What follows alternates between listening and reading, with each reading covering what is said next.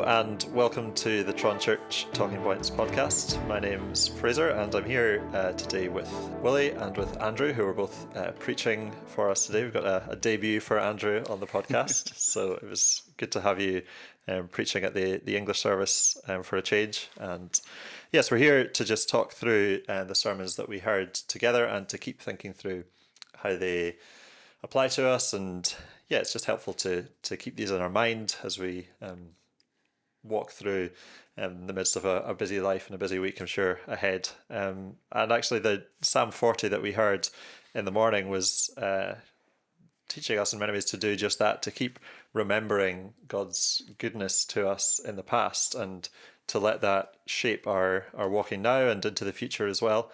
So Andrew, perhaps we'll maybe start there. Why do you think we are so prone to forgetting God's goodness to us in the past, and why is it so helpful and so essential, really, that we don't do that and we do remember, in fact? Yeah, so I suppose like David finds himself, he's in the midst of another crisis, another problem, and often we go from one issue. We look back at a time God has provided rescue and deliverance, but we're on to the next problem. We're so caught up in our current issues that we're turning to the Lord once more, and I think often we can forget. Last week I had a problem, a real crisis, real difficulty. The Lord did answer prayer, but we're on to the next problem without often remembering to give thanks and turning back to Him. So that's certainly part of it. Yeah, it's just so easy to get bogged down as soon as Monday comes to forget and to get so stuck in whatever is right in front of you in the here and now. And that's one of the reasons why it's helpful to have a podcast. Maybe I'm biased, but to keep us thinking about these things through the week and to keep calling back to that time of renewal on Sundays when we are together and we do hear from God's word and we are reminded of His goodness to us. I wonder, could you maybe give us some practical ways? How can we go about being thankful and remembering God's goodness to us, and how can we help one another to do that? It was interesting chatting to some people after the service yesterday. Some folks were saying recently they've been keeping a note of things that they've been praying for, a prayer diary, if you like. And they were speaking to me of things that they had seen in the past weeks, difficulties, situations the Lord had helped them. They were sharing with me. I looked back and the Lord helped me in this situation in my family, in this situation at work, and just looking back, oh yes, I prayed about that and that changed. It was really encouraging to hear these people saying, well, this is something I've seen, I've experienced, and it was an encouragement to me to hear that also. Yeah, you can so easily just take it for granted when the Lord answers prayer, don't you? You think of it as being a big problem when it's right in your face and when it is a problem, and then when the Lord graciously, solves that problem for you, you just sort of think, right, on to the next one, and you forget that actually it didn't just disappear on its own, and it wasn't by our strength, but it was God really answering the prayer. And I think one of the things as well that we saw towards the end of the psalm, the importance of encouraging one another and of speaking in the great congregation, not restraining our lips from telling of the Lord's goodness and of what He has done for us. And that's a really practical way that we can help one another to be thankful and to be remembering God's goodness. And we're not very good at that in our culture, I think. I think we're quite reserved, aren't we, naturally, as British people, in a way which our cousins across the Atlantic are not. They're too far the other way, though. That's the problem. Well, maybe. I remember once I was at something in America, and somebody said to me, I think it was a conference. I said, I was speaking at something, and they said, how did it go? And I said, yeah, it was okay. And they kind of looked at me and said, oh, really? What went wrong? I said, no, it was okay. And they said, only okay. And of course, on an American scale of things, okay is, calamitously catastrophic, because sort of what we would consider basically normal is fantastic, excellent, wonderful, awesome. So our kind of scale of things is a little bit. We could learn a little bit about being a bit more expressive at times. I think it doesn't mean to be gushing, but sharing the Australians call it sharing the wins. And we're not very good at sharing wins because we don't want to sound as though we're being sort of crowing or anything like that. But actually, it's not crowing, is it, when we're sharing something that God has done for us, or some blessing that God has given? We're extolling Him, not ourselves. And maybe in our tradition, we need to just learn a little bit more about that, I think. Yeah. It's thankfulness. It's not boasting or it's the opposite really. It's putting giving the credit to God and giving thanks to Him for it. I was speaking about that on Wednesday night, wasn't I? In the end of Colossians 3 again, that little passage where I always remember because Dick Lucas spoke about that at my induction 3 times. Be thankful, and it's there for a reason because we forget, and that was very much what you were bringing out, Andrew, in that first section of the psalm. It's helpful. It's necessary. We need it. We need it. Yeah, that was the hymn we sang at the end as well, wasn't it? That my heart is filled with thankfulness, and that every day, every breath that we have is given by the King, and so our right response is to give our lives to love and follow and serve Him. And there was a bit of that in the sort of middle section of the psalm as well. This idea of presenting ourselves as living sacrifices, to use the language of Romans 12. I think it was Dale Ralph Davis, she said, had made that sort of comparison, that it's almost like a version of that here we see it's not just about ticking the boxes and maybe doing the right things on paper, but it's about having a heart that delights to do the will of God. And you had that helpful illustration of your past life as a dentist, and it wouldn't have been any good if you had the degree and had all the right certification, but you didn't bother looking after your patients and you showed up late and it was all done begrudgingly. And it just shows us, doesn't it, that it was never just about going through the right motions and doing the right things per se, but having a heart for doing the right things for the right reason. Yeah, God hasn't changed. I mean, that is, in view of His mercies, He was always calling on His people to give their lives in willing, glad obedience to all that. And they knew that. That's the important thing, isn't it? That's why when we read these in the Psalms, we read David's same Psalm 51, many other places, the prophets, they knew that the blood of bulls and goats could not take away sins.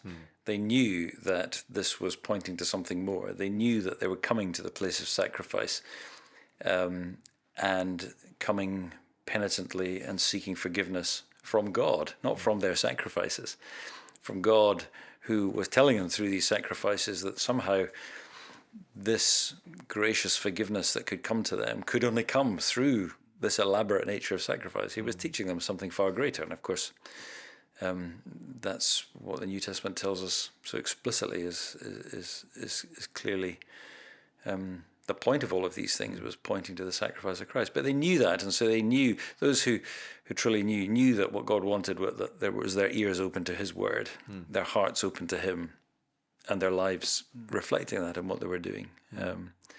And that comes across very clearly here, doesn't it? Yeah, it's not that the sacrifices and offerings and the systems that God put in place were bad things. No, He gave them. Yeah, good and gracious things that God had given them, and they were real signs of grace. But it could never just have been about those things. It had to be. And from the very beginning, the point is that was obvious, and otherwise the psalmist wouldn't be able to say things like this. Yeah. Because that's important to recognize, because sometimes Christians are confused and they think that things were totally different in an Old Testament time. That people's sins were taken away by those sacrifices, and that it's totally different now because we don't have that. It's just in Jesus. But no, their sins were taken away by the blood of Jesus, not by the blood of bulls and goats, but by faithful people knowing that, well, God has given us the means of atonement here. God has given us the means of making us right with Him, but we must do it His way. And it's no different now. God has given us the means of forgiveness, but we have to do it His way. There's no other name except for Jesus that we can come to God. And it's the same. It's just what we always see, isn't it? It's the same gospel wherever we go. Yeah. And as you often remind us, Willie, if it was true for them then that they had to be all their heart into it, and how much more so then for us. Um, And that's the great message of Hebrews, isn't it? Much more, much more. yeah. That's the two words really, or the three words, how much more, that link the Old and the New Testament for us. It's grace, and it's how much more grace. It's God's wonderful word of life. How much more for us? How much more? And the movement from the Old to the New is always how much more. It's never how much less or how different, but how much more. And I think it's just useful to keep that in mind, and always it stops us from getting confused. Yeah. There's great continuity, and it's the same gospel, and we saw that in Ezekiel as well in the evening, didn't we? It's again this we're clearly all saved in the same way, and it was really striking there in this really vivid picture in the pictorial language, and seeing everything flowing from the altar. It's very vivid, isn't it? When you see it, it's just so striking. Everything comes from the altar, the life-giving stream that brings life from the dead. Yeah. That's the beauty, I think, so often of and the value of studying these Old Testament books. I mean, you look at, after confess, when I looked at chapter 40 to 48, I thought, how on earth am I going to, preach about this, all these endless chapters of measurements of things, and then this and that, going in and out, and cubits of this and that. You can get really bogged down, can't you? But it's a bit like wandering through, a pine forest. You can't see too much, but if you get yourself up in a balloon, a few thousand feet above, you see the whole extent of the thing, and you can actually see the picture of it. And so much of what we're seeing in the Old Testament is in multiple different canvases, in multiple different ways. God painting the same picture of who He is, how He works, how salvation comes, and what salvation brings. And from Genesis right through to the end of the prophets in the Old Testament, that's what we're seeing. And Ezekiel here is, it's just a very wonderfully vivid picture. It's much less familiar to most of us, I think, isn't it, than Isaiah, the latter chapters of Isaiah, and the picture of the new creation, and the lion lying down with the lamb, and all these sorts of things. We're more familiar with that. I suspect we're less familiar with Ezekiel just because there's so much of all of that detail, and it feels it just feels a bit like you are kind of wading through long grass. Yeah. But I think just by trying to step out and seeing the big scope of it over these two things, I know it was a lot of reading to get through, but I hope it enables us to see the beauty of the picture, really. Yeah, and that's it, because it is a picture. Yeah. You need to look at the whole thing. If you go to an art gallery and look at some of the masterpieces, you don't just focus on a little centimetre squared in the corner and then work your way along a week at a time. You stand back and appreciate the whole thing, and all the brush strokes make sense in the context of the bigger thing. Yeah. And again, because of what we were just saying about how it's the same gospel all the way through, and how much more for us, well, actually it helps us to appreciate all that we have all the more when we see that it's the same all the way, and all these different angles and different facets of it in Isaiah and Ezekiel and wherever else we are. And it's a clear picture, but it's also a clear progression, isn't it? You've got I just had the little acronym, didn't I? The return of God's wonderful presence. That's what produces the worshipping people, and that's what results in the world truly at peace. And that's not a bad little summary for 9 chapters. But it's a very important sequence, isn't it? Because until the return of the Lord comes in His presence, there cannot be these things. Yeah. And that's a really helpful reminder for Christians not to get confused. We cannot have the fulfillment until the Lord returns. Yeah. We might want it, and there are branches of the Christian church that think that they can. That was a problem with the Corinthian church, wasn't it? Already you're kings, already you're reigning in glory. Well, no, you're not. You're deluding yourselves. Yeah. But until He comes, but when He does come, this is what it will be. And I think the picture of true worship, in second half of chapter 43 right through to end of 46, is particularly helpful because it shows just what we were speaking about earlier. Worship is not about rituals. It's not about religiosity. It's not about religion at all in that sense. It is about right relationships. Yeah. When God makes all things right, we're not just back to Eden. We are, but it's Eden how much more.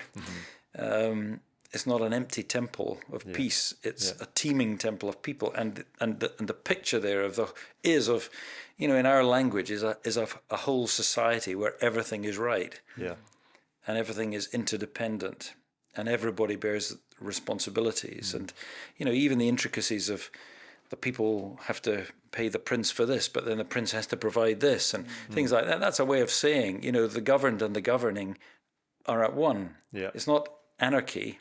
It's not getting rid of everything. It's making everything right in human society and human order and human life and human, on every scale. Yeah. Not just a few individuals, but a teeming city, a society of real perfection. And that's when I think we can begin to see that the new creation is not wholly different from the old. It is everything we want this world to be, but can't be, but actually fulfilled. There's a continuity, a great continuity, as well as a radical discontinuity. But the radical discontinuity is principally that there'll be a discontinuity of all that is sin and evil, and there will be a complete filling of the world with righteousness. And it's a lovely picture, isn't it? Yeah, it's just so beautiful. And again, as you say, just the thought of everything working as it should do, and in from the kitchens all the way to the courtrooms and the castles and whatever else you want to. Isn't it lovely that the kitchens are there? Well, you're a cook, Fraser. You appreciate that. My kitchen's always working just perfectly. Well, I've heard it produces very fine fare, but it's chaos in the background though. But it is, it's just such a wonderful picture, and we see glimpses of it here now, don't we? But they are just glimpses. They're not the full... And yet, the world should see more than just glimpses. I think should see an embodiment of it, a kind of advanced base camp in the Christian church. And we could have spent a lot of time relating this to the New Testament instructions about the church and so on. But if you think about it, think about all the precise instructions here about exactly how the leaders are to behave, the people to behave. There is authority structure, there is leading and so on, how civil and spiritual leadership, all of that sort of stuff. Well, think about the New Testament and how, if you just take even the pastoral epistles or some of the other epistles, how intent Paul is on saying, things must be done this way and right way. When you're gathered together and the Lord's in the midst, things have to be done in right order. They have to be done decently. There's an order. There's an order to creation. There's an order to everything for God, and there's that order in the church, and that order is not stifling; it's actually liberating, because when everything is as it should be, everything can flourish, and so there is a very real sense, I think, in which the Christian church, Paul says, is to be a pillar and buttress of truth in the world. That doesn't just mean in a sort of narrow doctrinal sense of left brain logical truth, if you might say, but it's to be a pillar and buttress of all God's truth and faithfulness and goodness and righteousness and order and everything else. And so the church is to be a prophetic foreshadowing of the new creation in a very real way. And so when people come within the orbit of the church, that's why we're often emphasizing that, you want people to really understand the gospel. You need to bring them to church, because the gospel is something that isn't just heard. I don't mean to sound heretical here, but it's not just something we hear. It is something we see. It is something that is embodied. The word becomes flesh. It became flesh in the incarnate Christ, and they beheld his glory. Well, the word in that sense becomes flesh in his body, the church. And people experience, see, hear, sense should sense the order and the beauty and the love and the, not perfection, but perfecting, at least of something here. So we should be able to read these chapters and say, well, there is something sort of vaguely church-like about that, or there ought to be. Yeah. And you see it, it's like in Ephesians as well, isn't it? It's that sort of thing of like, you've been brought from death to life, and through the church, God is making himself known in the heavenly places, and also, here on earth, as people come in the midst and see that, foretaste of what is to come when everything is brought from death and decay to life and wholeness. And it's, it's a real blessing to again be in a healthy living church where we see that, and we hope that as people do come in as visitors and outsiders, that they recognize, hold on, there is something different here. There is something good in this community of people, of believers, that we don't see outside in the world elsewhere. And harmony, I think, of everything and everybody in their right place, fulfilling their right role. I mean, that's one of the things that comes across very much in that vision. And that comment I quoted from one of the scholars, that there's a distinct lack of sterile egalitarianism. So this is not what many people think would be nirvana, is a sort of Marxist utopianism. There's no, the elites are all gone. It's it's all just the people. Everybody's equal in that sort of sense. Well, no, it isn't that actually. There is still a societal order, but it's in perfect harmony. There are still those who, the prince and his sons have their inheritance, and it's, substantial and so on, but they don't steal anybody else's. Everybody has theirs. That's the point. There are still kitchens, and the kitchens are serving, others and so on, but the kitchens are absolutely as much part of God's concern as the castles. And I think we maybe find that difficult to understand, don't we? But actually, that is what the New Testament picture of the church is, the metaphors of the body and so on. I mentioned that just very briefly, but it's very, very important, because the church ought to be reflective of that. And if it's functioning rightly, there are different positions and there are different responsibilities and so on. There are those who have to take the lead, and there are those who have other roles, and men and women have different roles, and different ages have different roles, all of these things. But it can be harmonious and right and everything in order. And I think that is actually a more powerful witness to the world, because it's so rare. It's just not it's certainly not what you see in the aftermath of revolutions. History's told us that communism may have all these ideals, but it doesn't come up with anything other than carnage. But it's also not what you see in the sort of unbridled mammon worship of commercialism. It's not your picture, is it, of the sort of average company structure or whatever it is.